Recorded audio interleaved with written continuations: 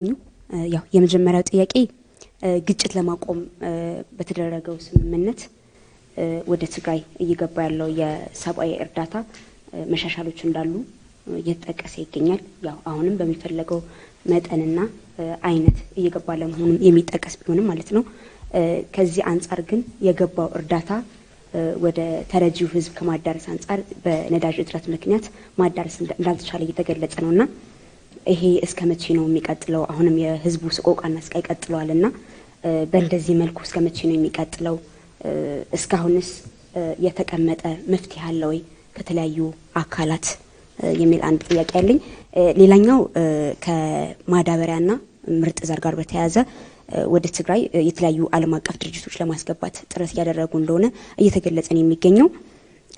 ይሁንና እህል የሚዘራበት ወቅት አሁንም እያለፈ ነው ያለውና በአስቸኳይ ማዳበሪያም ይሁን ምርጥ ዘሩ ወደ ትግራይ ገብቶ አሁንም ወደ ህዝቡ እንዲዳረስለት የሚያስችል እድል አለ ወይ? እኔ ማመሰግናለሁ። የሄለን ያነሳቻቸው ጥያቄዎች የኔም ጥያቄዎች ናቸው በዚሁ አጋጣሚ። ከዛ ውጭ ግን በትግራይ ያለው ከበባና ክልከላ አሁንም ቀጥሏል። ይመለሳሉ የተባሉት የመሰረታዊ አገልግሎት ሰጪ ተቋማት እስካሁን አልተመለሱም። የትግራይ ህዝብ ስቃይም በዛው ልክ እየቀጠለ ነው ያለውና እንደው ከዚህ ጋር ተያይዞ ምንድነው መቼ ነው መቋጫ ሊያገኙ የሚችለው ይሄ ነገር? ከድርድሩ ማለት ይካሄዳል ከተባለው ሰላማዊ ድርድርስ የሚያያይዝ ነገር አለው ወይ የሚል ጥያቄ አለኝ። ሌላኛው እንግዲህ የአማራ ተስፋፊ ኃይሎች እንግዲህ የሀገሪቱን ፖለቲካዊ ቀውስ በሰላማዊ ድርድር እንዳይቋጭ የምዕራብ ትግራይን መሬት በፓርላማም ጭምር ህጋዊ ለማድረግ ሲንቀሳቀሱ የተመለከትንበት፣ ከዛ ውጪ የአምባገነኑ ኢሳያስም የሀገሪቱን ሉዓላዊነት ደፍሮ በትግራይ ህዝብ ላይ ከፈጸመው ጄኖሳይድ ተጠያቂ እንዳይሆን ጭምር በጥያቄ በፓርላማ ሲያነሱ የነበረበት ሁኔታ ነው ስንመለከት የነበር ነው። ይህ ኃይል በሀገሪቱ ያለው ቀውስ በሰላም እንዳይቋጭ ሊኖረው የሚችለው ተጽዕኖ ምን ያክል ነው? ከዚህ በፊት እንግዲህ ምናልባት ተግዳሮት ሊሆን እንደሚችል ሲነሳ ነበርና ይህ እየተባለ ያለው የሰላም ድርድር እውን እንዳይሆን ሊያደርጉበት የሚችል ወይም ሊፈጥረው የሚችለው ተጽዕኖ ምንድነው የሚለው ነገር ነው። እሺ መጀመሪያ ለፍቃደኝነቱን የማመሰግናለሁ። የተነሱ ጥያቄዎች እንዳሉም ሆኖ የፋሽስቱ ቡድን አሁንም ሰብአዊ እርዳታ በተፈለገው መጠንና ወቅት ወደ ተረጂው እንዳይደርስ የተለያዩ እንቅፋቶች እየፈጠረ እንደሆነ እየተገለጸ ነው። ነዳጅ አለመላክም አለ፣ የፋይናንስ አገልግሎት መከልከል፣ የእርዳታ ሰራተኞች ወይም የሰብአዊ እርዳታ ሰራተኞችን ማንገላታት፣ የትግራይ ተረጂዎች ቁጥር ለመቀነስ የኢትዮጵያ ስታቲስቲክስ ባለስልጣናትም የተለያዩ እንቅስቃሴዎች መፈጸማቸውን እንደ አብነት መጥቀስ ይቻላል። እነዚህ ችግሮች በስምምነቱ መሰረት ማለትም በጊዜያዊ ግጭትን የማቆም ስምምነት መፍታት ያልተቻለበት ምክንያት ምንድነው? የመጀመሪያው ጥያቄ ይሆናል። ሁለተኛው ደግሞ ሰላማዊ ድርድሩ በይፋ ከተነገረበት ጊዜ ጀምሮ ምን ያክል ርቀት የሄደበት ርቀት ምን ያክል ነው? በርካታ ወገኖች የሚያነሷቸው ሐሳቦች አሉ። ፋሽስቱ ቡድን ድርድሩን ጊዜ ለመግዛትና ለራሱ መልካም አጋጣሚ እንደ ዌቲንግ ጌም እየተጠቀመበት ነው ይላሉ። የትግራይ መንግስትስ ምን አይነት አስተያየት አለው? እንዴት ነው የሚመለከተው? የሀገሪቷ ችግር ለመፍታትስ ከድርድሩ ውጭ ሌላ አማራጭ ሳለ ወይ? አመሰግናለሁ። ለተባለው ከጊዜያዊ ግጭት ማቆም ስምምነት በኋላ ባለፉትም እንዳየ ነው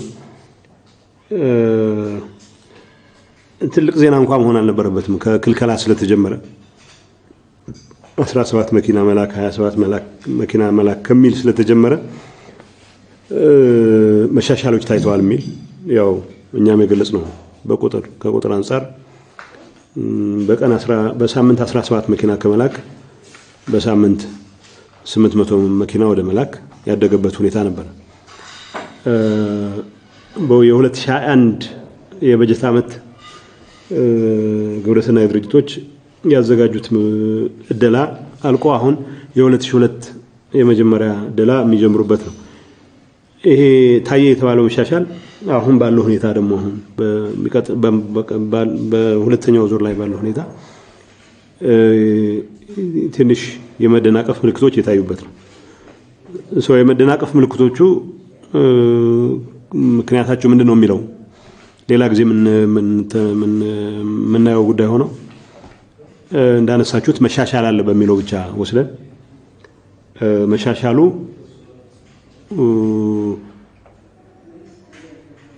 ልከናል ከሚሉ ሰዎች በትግራይ ህዝብ ላይ ጭነውት የነበረውን ክልከላ በማንሳታቸው ምክንያት ዲፕሎማቲክ ድጋፍ ሊሰጠን ይገባል ቢሉ የሚፈልጉ ወገኖች አንዳንዱ ያሳዝናል።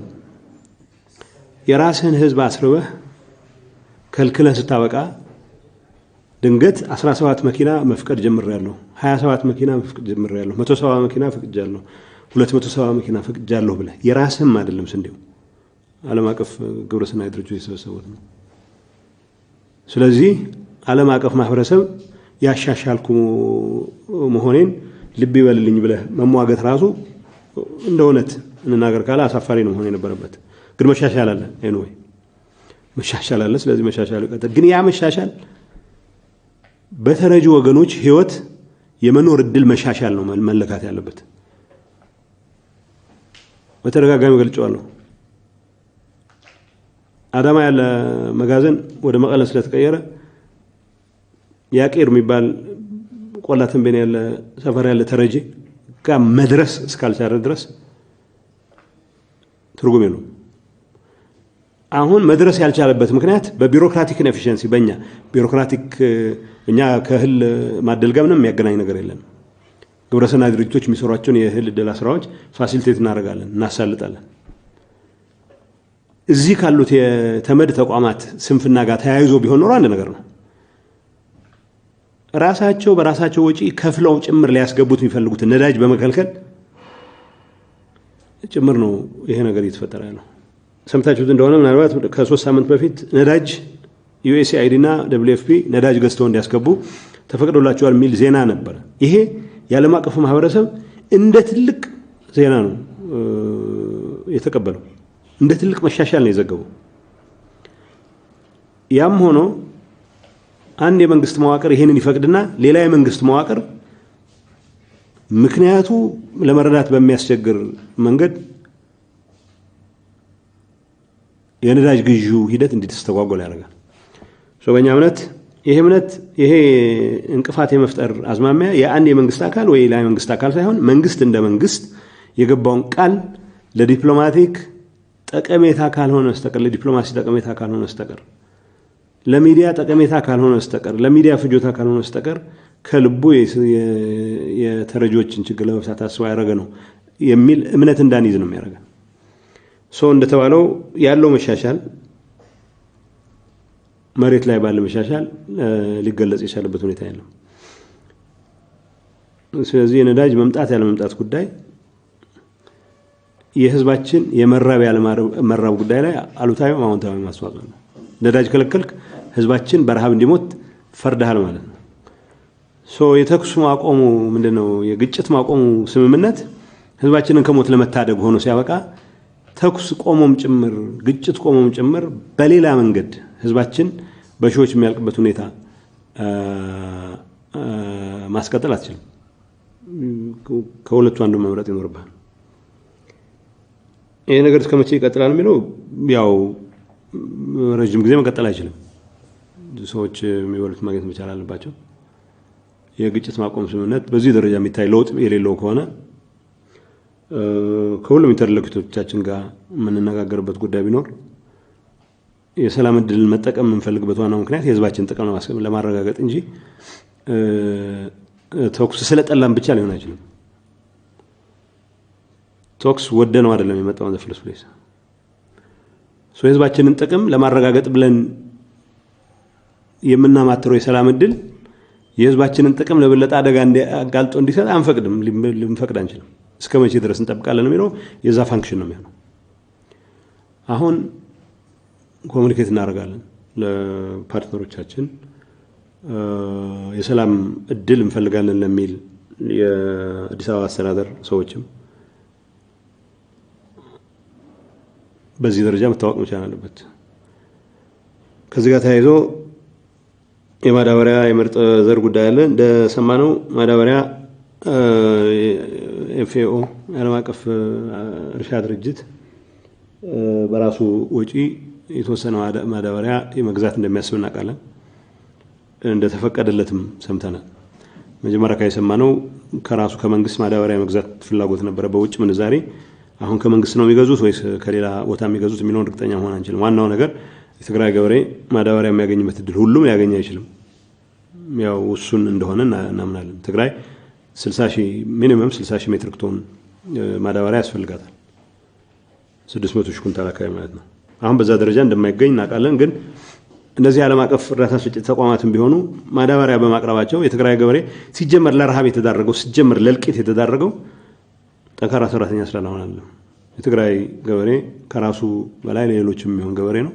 ጠላቶች በጫኑበት መርግ ምክንያት ማረስ አልቻለም። አርሶ ራሱ መቀለብ ልጆቹ መቀለብ አልቻለም። ይሄንን ለማስተካከል ማዳበሪያ መስጠት ማለት የተረጆቹን ቁጥር ሲግኒፊካንትሊ መቀነስ ነው።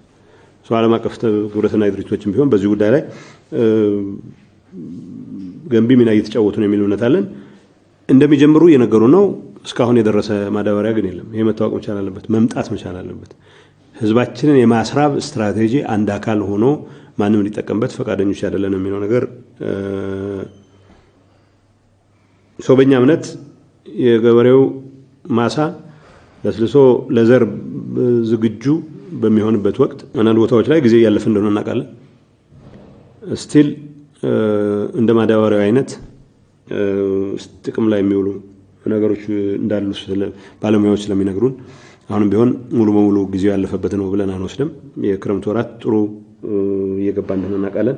በአስቸኳይ ነገር መፈጸም አለበት የሚል እምነት አለ። እንዳልኩት ይሄ ጉዳይ ዓለም አቀፍ እርዳታ ሰጪ ተቋማት የሚያረጉት ነገር ነው። የአብይ ስርዓት በዚህ ጉዳይ ላይ ሊኖረው የሚችለው ሚና ወይ ማሳለጥ ወይ ማደናቀፍ ነው የሚሆነው። የትኛው ይመርጣል የሚለውን ነገር ምናየው ነው የሚሆነው። ማደናቀፉ በትግራይ ህዝብ ላይ፣ በትግራይ ገበሬ ላይ፣ በትግራይ አርሶ አደር ላይ ካም በፊት የፈረዱትን ሞት፣ ስቅላት፣ ሸምቀቆ ማጥበቅ ነው የሚሆነው። እሱ ምንታገስ አይሆንም። በአንገሶ ያነሳው በትግራይ ያለው ከበባ እስከመቼ የሚለው በነገራችን ላይ ሄለን ጥያቄ እስከመቼ ነው የሚለው አንድ ነገር ብቻ ነው ማለት የምፈልገው። በዚህ መንገድ ልናስቀረው የፈለግነው እልቂት አሁን ተፈጥሯል በተባለ የሰላም እድል ምክንያት የሚመጣ ከሆነ አያዋጣም፣ አክሳሪ ነው። ስለዚህ ይሄንን ግምት ውስጥ ያስገባ ቀነ ቀጠሮ ነው የሚኖረን። በዚህ ደረጃ ህዝባችን መረሳት የሌለበት በተወሰነ ደረጃም ቢሆን እንደዚህ አይነት መቀራረብ ስለተፈጠረ ቁጥሩ ማይናቅ የህብረተሰብ ክፍል ከረሃብ አደጋ ማዳን የተቻለበት ሁኔታ ተፈጥሯል። አሁን ግን ያንን የረሃብ አደጋ እህልም ተልኮ ጭምር በነዳጅ እጥረት ሰበብ ለማስቀጠል የሚያስችል ስራ እየተሰራ መሆኑን በደንብ እያየን ስለሆነ ይሄም ቢሆን ሞቱን የማስቀጠል ሌላ ዘመቻ አካል አድርገን ነው የምንወስደው። በዚህ ደረጃ በደረጃው ጥሩ ነው። አልኩት አንገሰም ያነሳው ከመሰረታዊ አገልግሎቶች ጋር በተያያዘ መሰረታዊ አገልግሎቶች የድርድር ሰብጀክት ሊሆኑ ይችላሉ። አንድ አገር አስተዳደራለሁ ይልም መንግስት ህዝብን ለማንበርከክ ብሎ ባንክ ዘግቻለሁ፣ ስልክ ዘግቻለሁ፣ መብራት ዘግቻለሁ ስላለ ይሄ አይ መብራት እንድለቅልህ ይሄን ማድረግ አለብህ ምናምን እንድለቅልህ ይሄን ማድረግ አለብህ ብሎ ሊሟገት አይችልም። ኢንፋክት ከአብይ አስተዳደር ጋር ቀጥታ ግንኙነት አድርገው ተማክረው የሚመጡ ሰዎች በተደጋጋሚ የሚያነሱልን በዚህ ጉዳይ ላይ በአብይ አስተዳደርም በኩል ተመሳሳይ እምነት እንዳለ ነው። ማለት የድርድር ነጥብ መሆን አለበት ብሎ እንደማያምን ይሄ እምነት በመሬት ላይ ምን ይመስላል የሚለው ነው የሚያጠያይቀው። ትግራይ ውስጥ መካከለኛ ገቢ በላይ ያላቸው ሰዎች ባንክ ስለተዘጋ ብቻ ያላቸውን ሴቪንግስ አውጥተው መጠቀም ስላልቻሉ ራሳቸውን የሚያጠፉበት ሁኔታ እንዲቀጥል ሊፈቀድለት አይገባም። ይሄ ነገር ከሰላማዊ ድርድር ጋር የሚያያይዝ ምንም ነገር የለውም። ሰላማዊ ድርድር መኖሩ መፈለግህን ለማሳየት እንደ አስቀድመህ እንደምትወስዳቸው እርምጃዎች ሊወሰድ የሚችል ይመስለኛል። ከዛ አንፃር ይሄን እንዴት ነው የምናስፈጽመው የሚለው የሰላም ፍላጎት የምር ከሆነ ይሄ ነገር መፈጸም መቻል አለበት። ያው ይዋጣልን ወደሚል ነገር ከገባን ስልክ ያን ይቀጥላሉ አይቀጥልም የሚለው በሌሎች ፋክተሮች ነው የሚወሰነው። ሰላም አማራጭ ነው ብሎ የሚያምን ወገን ካለ እነዚህ ነገሮች ማድረጉ ለሰላም ያለውን ዝግጁነት ከማሳየት በዘለለ እንደ ትልቅ እንቅፋት የሚቆጠርበት ምክንያት አለ ብለን አናምንም። ሰብአዊ እርዳታ በሰዓቱ አይደርስም፣ ነዳጅ፣ ፋይናንስ፣ የእርዳታ ሰራተኞች ማንገላታት፣ የተረጂ ቁጥር መቀነስ ተብሎ የቀረው ታሪክ ያነሳሽው ጥያቄ ትክክል ነው። በነገራችን ላይ አሁን የገጠመን ቻሌንጅ አምና የነበረ ተረጂዎች ቁጥር በሁለት ምክንያት ቀንሷል። አንደኛ አምና ራሱ ፌደራል መንግስት ነው የሚለው ወገን የተቀበለውን ቁጥር አሁን የስታቲስቲክስ ባለስልጣን እንዲህ ነው ሲባል ኢትዮጵያ ህዝብ ቆጠራ ተደርጎ ያውቃል። ዝም ብለሽ ከ20 ዓመት በፊት የተደረገው ቆጠራ አለ ዛሬ ተመስርተሽ ይሄን ያክል ቢያድግ እንደዚህ ይሆናል በሚል ላይ ተመስርቶ አሁን የተረጂው ቁጥር መቀነስ አለበት ብሎ የሚከራከር ደረቅ አለ። በሁለተኛ ደረጃ አይ አቅርቦት ችግር ስላለ በዩክሬን ክራይሲስ ምክንያት ወስተ አሁን ልናቀርበው የሚችለው የእርዳታ መጠን ይሄ ስለሆነ የተረጂው ቁጥር ቀንሱ የሚል ደግሞ ረጃ አለ። አንዳንዱ ደግሞ በራሱ ጊዜ ቀንሶ ይሄን ያክል ነው ሊሰጥ የሚችለው ብሎ የሚሞግት አለ። ሁሉንም ግምት ውስጥ አስገብተሽ የትግራይ ህዝብ በድርብ በደሎች በኩል ስር እንዲያልፍ እየተደረገ ነው። አንደኛ በቂ እርዳታ አይደርስም። በቂ እርዳታ ተገኘ በተባለበት ሰዓት በሰዓቱ አይደርስም። በሰዓቱ ደርሷል በተባለበት ሰዓት የተረጂዎች ቁጥር ካልቀነሳቸው የሚል ሙግት ይቀርባል። ይሄ ሁሉ ማንገላታት አንድ ይሄንን በማደናቀፍ ረገድ ሁነኛ ሚና ያላቸው የአዲስ አበባ ስርዓት ቢሮክራቶች የመፍትሄው አካል መሆን ይጠበቅባቸዋል። የዓለም አቀፉ ማህበረሰብ በዚህ ጉዳይ ላይ አንዳንዴ ከኮንቪኒየንት ጋር ያያይዘዋል። አንዳንዴ ገንዘብ አለኝ የለኝም ከሚለው ቦርሳውን መርምሮ ይሄን ያክላለኝ የለኝም ከሚለው ነገር ጋር ያያይዘዋል። አንዳንዴ ትርጉም የሌላቸው የስታቲስቲክስ ኢሹዎችን እያነሳ ለመተንተን ይሞክራል። በዚህ ምክንያት ግን በአክቹዋል ረሃብ ውስጥ ያሉ የትግራይ ተወላጆች ሊደርሳቸው የሚገባ እርዳታ ሳይደርስ ቀርቶ ለህይወት መጥፋት ለወዝተ እየተጋለጡ ያለበት ሁኔታ አለ። ይሄ ተቀባይነት የለውም። ሰው በእኛ እምነት ከዓለም አቀፍ ማህበረሰብ ጋር ባለን ኢንጌጅመንት ይሄን ነገር ለማስረዳት ጥረት እያደረግን ነው። መጋለጥ አለበት ብለን እያልን ነው። የዓለም አቀፍ እርዳታ ሰጪ ተቋማትም ቢሆን አምና የተጠቀሙትን ቁጥር ምናልባት ክፋቢ ሊጨምር ይሆናል እንጂ የተረጂው ቁጥር ምንም የተለወጠ ነገር ስለሌለ ይቀንሳል ተብሎ የሚታመንበት ጉዳይ አለ። ስለዚህ በዚህ ጉዳይ ላይ ያለው መደናገርም እልባት ሊኖረው ይገባል። በዋናነት እኛ ከዓለም አቀፍ እርዳታ ሰጪ ተቋማት ጋር ከዚህ ጋር በተያያዘ ሊኖረው የሚችለው ኮንፊውዥን እንደተጠበቀው ነው። በአዲስ አበባው ስርዓት በኩል ይህንን ለማደናቀፍ በከበባ ሊያንበረክከው ያልቻለውን ህዝብ በረሃብ ለማንበረከክ ያደረገው ጥረት አካል ሆኖ እስከቀጠለ ድረስ በስሙ መጠራት አለበት። ይሄ የማይሆን ነገር ውስጥ ሊከተን እንደሚችል መረዳት መቻል ያለብን ይመስለኛል። ሰላማዊ ድርድሩ ምን ያክል ርቀት ሄደ? ሰላማዊ ድርድር የተጀመረ ሰላማዊ ድርድር የለም። ብዙ ጊዜ ተደጋግመን ገልጸናል። የሰላም ፍላጎት ገልጸናል። በብልጽግና ጠቅላይ ሚኒስትር በኩል የሰላም ፍላጎት ታይቷል which is good በእኛ በኩል። አሁን የብልጽግና ፓርቲ የወሰነው ውሳኔ የመንግስት ነው ወይ? ከዛ ጋር ተያይዞ ምን አነሳቸው ኢሹዎች ይኖራሉ። ምን ሊሉ ነው? አንድ የሰላም ሐሳብ ዝም ብለ በፓኬጅ እንደ አምፕስሊን እንዳላት ውጦ ምንድነው እየታሰበ ያለው? አንዳንዱ ያው ጊዜ ለመግዛት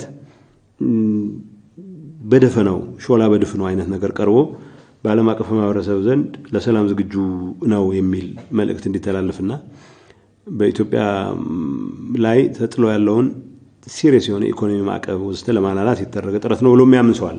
ይሄን ሮል አውት ማድረግ አይቻልም። ምክንያቱም ምንም ይሁን ምን ግን አትሊስት ዝግጁነት ተገልጿል። በእኛ በኩል ካም በፊት የገለጽነው ስለሆነ መማማሉ በየወንዙ አለመተማመንን ከሚያሳይ በስተቀር የተለየ ነገር ያለው ነው ብለን አናምንም። ስለዚህ በዚህ ጉዳይ ላይ የሚያቀራርቡ ወገኖች ስላሉ ከዛ ጋር ተያያዘ ሊያነሱ የሚችሏቸውን ጉዳዮች የሚመለሱልን ምንላቸው ነገሮች መመለስ ያለባቸውን አይተን ለዚህ ጉዳይ አዎንታዊ የሆነ ምላሽ ማንሰጥበት ምክንያት አይኖርም። አዎንታዊ ምላሽ መስጠት ግን ካልናቸው ክሊር መደረግ ካለባቸው የአገልግሎት ኢሹ ለመፍታት ዝግጁ ያልሆነ ሰው ስለ ሰላም ጉዳይ ፈቃደኛ ነው ብሎ መናገር እንዴት ይቻላል? ስለ ህገ መንግስት ሲምል ሲገዘት የሚውል ወገን በህገ መንግስቱ መሰረት የትግራይ አካል የሆነን አካባቢ በሽፍቶችና ባጉራ ዘለሎች እጅ ውስጥ አስገብቶ ለምን ለድርድር ዝግጁ ነው የሚችለው? ሁማኒታሪያን አክሰስ ኢሹ እያደናቀፈ የሚውል ሰው በምን ደረጃ ነው ይሄን ነገር ለመፍታት ዝግጁ ነው ተብሎ ሊወሰድ የሚችለው? እነዚህ ነገሮች ሲሪየስሊ መታየት ያለባቸው ናቸው። ሰላማዊ ድርድሩ የዌቲንግ ጌም ነው፣ ጊዜ መግዛት ነው የሚለው አንድ ነገር ክሊር መሆን መቻል አለበት። በአብይ መንግስት በኩል ሰላማዊ ድርድር ለማድረግ ዝግጁነት እንዲኖር የሚያደርጉ ተጨባጭ ሁኔታዎች ኢትዮጵያ ውስጥ አሉ። ከሰላም ውጭ ሌላ አማራጭ የለም ብሎ እንዲያምን የሚያስገድዱ ተጨባጭ ሁኔታዎች አሉ። እነዚህ ተጨባጭ ሁኔታዎች በዋናነት አገሪቱ ውስጥ ከፍተኛ ትርምስ አለ። በአሁኑ ሰዓት በሺዎች የሚቆጠሩ ሰዎች ሲቪሊያንስ በማንነታቸው ምክንያት በመንግስት የጸጥታ ኃይል በተደራጀም ባልተደራጀም በአንድ ወገን በሌላ ወገን የሚጨፈጨፉት ጉዳይ ተራ ነገር ሆኗል። ያው ዝርዝር ማየት አልፈልግም እንጂ ፓርላማ ላይ እንደታየው መሞት መለማመድ ሳንጀምር አንቀርም። 20 ሰው ሞታ አሁን ዜና አይደለም። ዜሮ የተሳሳቱ ነው ይመስላል ወይ 2-0 የተሳሳቱ ነው ይመስላል። በእንደዚህ አይነት ሁኔታ ውስጥ የፖለቲካ ልዩነት አሁንም በወታደር ፈታለሁ የሚል ሰው ካለ የለየለት እብድ ነው። ስለዚህ አንፃር የአብይ አህመድ ስርዓት እንዳልኩት መሬት ላይ ያለው ተጨባጭ ሁኔታ ሰላምን እንዲመርጥ የግድ የሚለው ነው። ሰላምን ሲመርጥ ፍላጎቱ ምንድነው የሚለው ነገር ብዙ መተንተን አልፈልግም። በእኛ እምነት ሰላም ብቸኛ አማራጭ ነው ብሎ ለማመን የሚያስገድዱት ሁኔታዎች ካሉ ድረስ ሰላም መምረጥ አለበት ብለን እናምናለን። ለሱ አዎንታዊ ምላሽ ከመስጠት ወደ ኋላ አንልም። እንዳልኩት በደንብ መርመረን ከዛ በተጨማሪ ጊዜ ለመግዛት የሚደረግ ጥረት እንዳለ ደግሞ መገመት ይቻላል። በደንብ ጉዳዮችን ስለምንከታተል ነው። ብዙ ጊዜ የትግራይ ተወላጆች ውጭም ውስጥም ያሉ የሚጨንቃቸው ይሄ ሰው ጊዜ እየገዛ ነው እናንተ የምትሸወዱ ይመስለናል የሚል ነው። ወይ እንዳልተሸወድን በማሳየት ብቻ ነው ሰውን ማረጋጋት የምንችለው። አንድ ነገር ማለት የሚቻለው ጊዜ መግዛት ፍላጎት የለም ብለን አናምንም። ጥረት እየተደረገ ሊሆን እንደሚችልም እንገምታለን። ጊዜ መግዛት ግን ጊዜ ሻጭም ይጠይቃል። ሶኛ ጊዜ ለመሸጥ ዝግጁ አይደለም። የህዝባችንን ህልውና ደህንነት ለማረጋገጥ በዙሪያችን እንደ መርግ የተጫነን ከበባ ለመስበር ሰላምን እንመርጣለናል። ሰላማዊ መንገድ ነው እንመርጠው። ሰላማዊ መንገድ ብቸኛው መንገዳችን ነው የሚል እምነት የለንም። ተመራጭ መንገድ ሰላማዊ መንገድ ነው እያልን ያለነው። እንዳልኩት ነው ጊዜ ለመግዛት የሚፈልግ ሰው ካለ በበኩላችን ጊዜ ልንሸጥ ዝግጁ አይደለንም ከማለት ውጭ ሌላ ምንለው ነገር ሊኖር አይችልም። ከድርድር ውጭ ሌላ አማራጭ አለው የሚለው በእኛ እምነት የለም። እሱ ይሄንን አውቆ ታክቲካሊ ሰላም በሚል ዓለም አቀፍ ማህበረሰቡን በማሞኘት ከዲፕሎማሲ ቅርቃር ተወጥቶ በኢትዮጵያ መንግስት ላይ ተጭኖ ያለ ኢኮኖሚ ማዕቀብ እንዲላላ ለማድረግ የሚደረጉ አክሮባቶች ሊኖሩ እንደሚችሉ እናምናለን። ምንም ጥያቄ የለውም።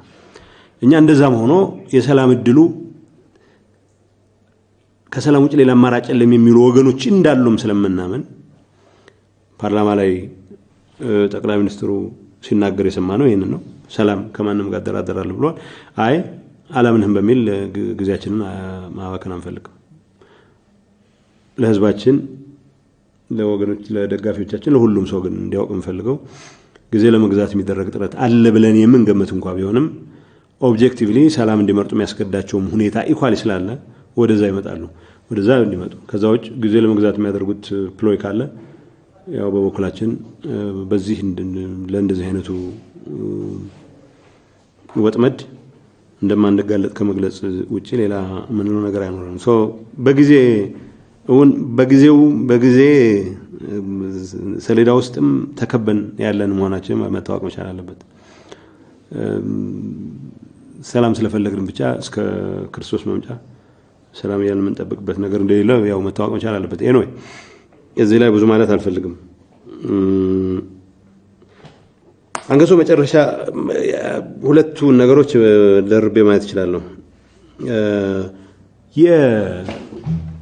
ይሄ ተስፋፊው ኃይል የሚባለው ያው እንዳየነው አማራን እንደማይወክል አይተን የአማራው አርሶ አደሮች ሰፈራ ውስጥ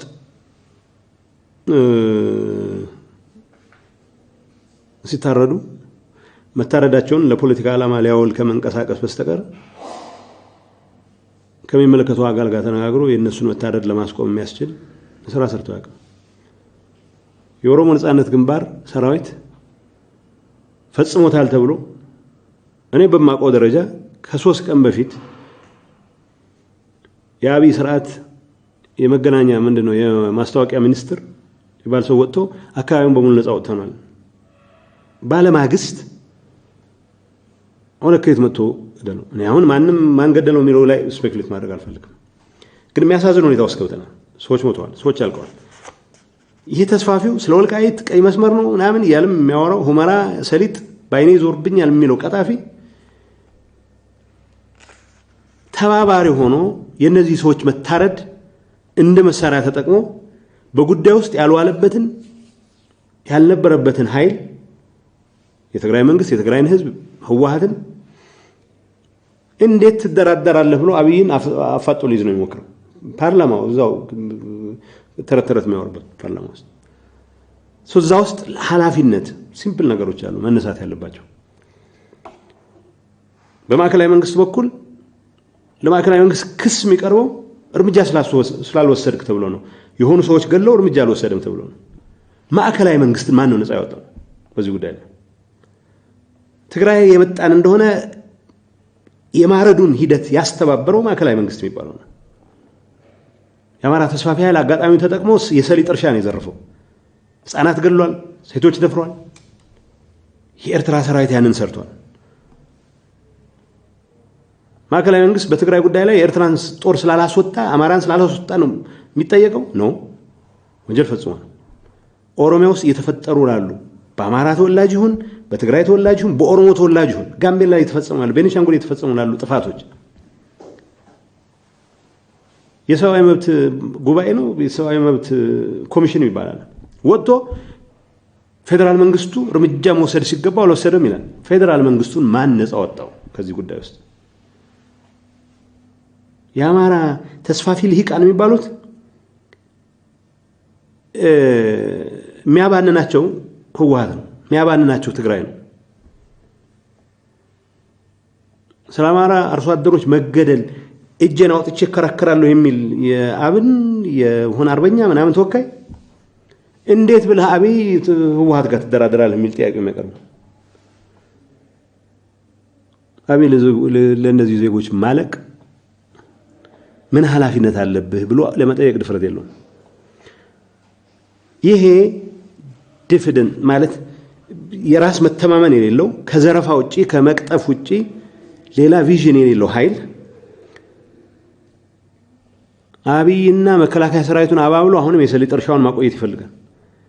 ያ አልበቃ ካለው የኤርትራ ወንድሞቻችንማ አንድ ነገር እንበላቸው እንጂ ብሎ ኢሳያስ አፈወርቂን ድጋፍ ይዞ ደግሞ እንደገና የሰሊጥ እርሻ ማቆየት ይፈልጋል። ስለማን አርሶ አደር ደንተው አይደለም። ወለጋ ውስጥ ያለቁትን እኔ ባለኝ መረጃ ኦሮሞዎች የተገደሉ አሉ፣ አማሮች የተገደሉ አሉ፣ የትግራይ ተወላጆች የተገደሉ አሉ። አሁን አይደለም የጀመረው እርድ ግድያ፣ አሁን አይደለም የተጀመረው። ለምደነዋል፣ እንድንለምደው ተደርጓል።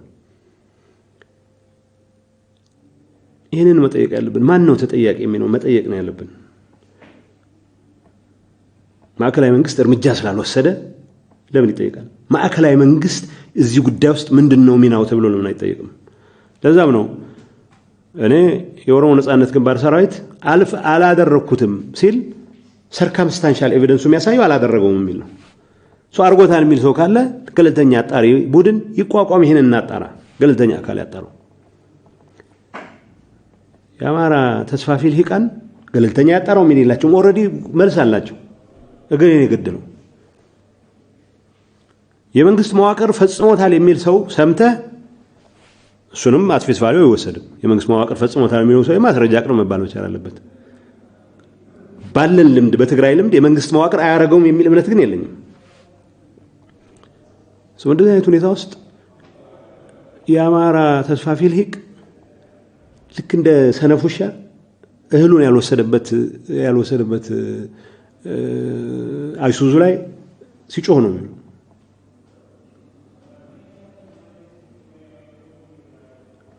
መጠየቅ ያለበት ወገን አይጠይቅም ራሱ በዚህ ሜንታሊቲ ተገዝቶ አስተዳድሮ የሰሊጥ እርሻውን ማቆየት ስለሚፈልግ የዘረፈውን መሬት ማቆየት ስለሚፈልግ የዘረፈውን ንብረት ማቆየት ስለሚፈልግ ደቂቃ አይወስድበትም አለቃ ሲቀያየር ኢሳያስ አፈወርቂ አድነን ነው የሚሉት ኢሳያስ ያድናቸዋል ያድናቸው ምናለን እስካሁን ለዘረፉት ዘረፋ እሱ ዘረፋውን ለማሳለጥ ብሎ ያገዛቸው ገዛ እንደተጠበቀው ነው ይሄ የዜጎች ማለቅ እንድንለምደው እየተደረገ ነው ትግራይ የዜጎች ማለቅ አንለምድም ብለን ሬቤል ያደረግነው አይሆንም ብለን ነው ሬዚስት ያደረግነው የትግራይ ህዝብ ለባርነት አልገዛም ብሎ ተነስቶ ለውጥ ማምጣት ይቻላል የዜጎች ማለቅን መልመድ ጫንቃው ስለማይፈቅድለት ነው ሰውዬ ቦታው ያለው ግጭቶች አገሪቱን ወደ ለየለት ትርምስ ውስጥ አስገብተዋታል ሞት አይቀርላችሁም የሚባል ቋንቋ ሊያስደነግጠን ሊቀሰቀሰ ነው የሚገባው እንደ ተራ ነገር ነው አሳይት የሚሰጠው አሁን ሁሉም ጣቱን ማን ላይ መቀሰር ይፈልጋል የህዝቤን ጥፋት ማየት አልፈልግም የሚል የትግራይ መንግስት ላይ ወይ ቲፒኤልኤፍ ላይ ጣቱን መቀሰር ይፈልጋል ጊዜያቸውን አታባክኑ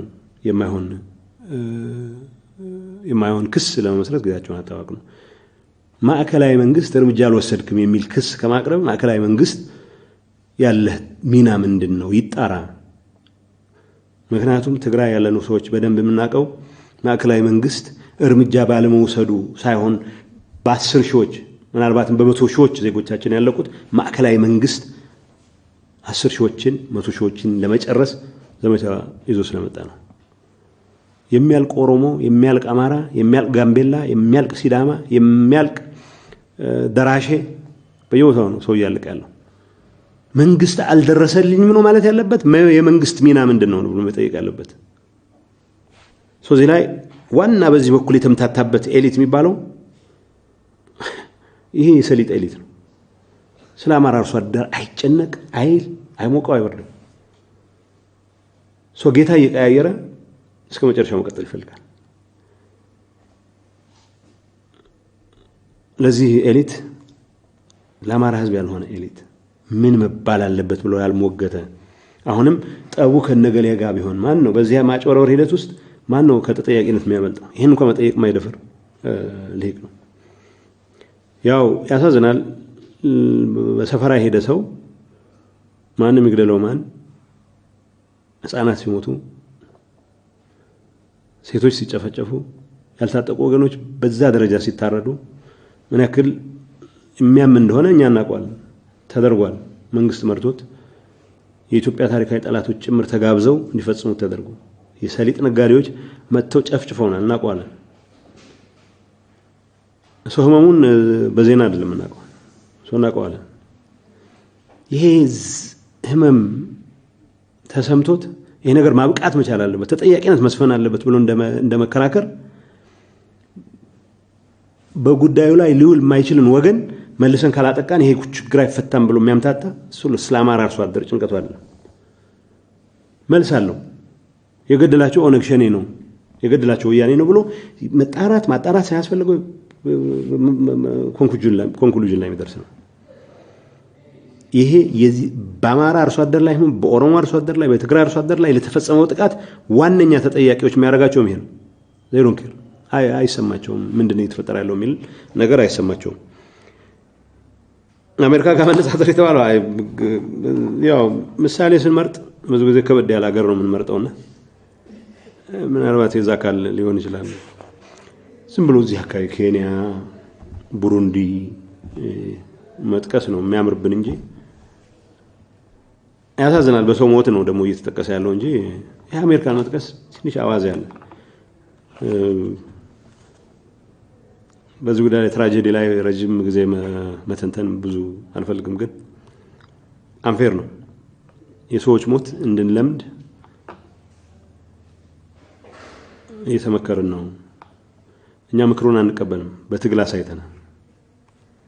የዜጎችን ሞት ላለመቀበል ዜጎቻችንን አጥተናል፣ በክብር ተሰውተው። ሰው በቃ መባል መቻል አለበት በእንደዚህ አይነት መልኩ የሚመጣ ነገር።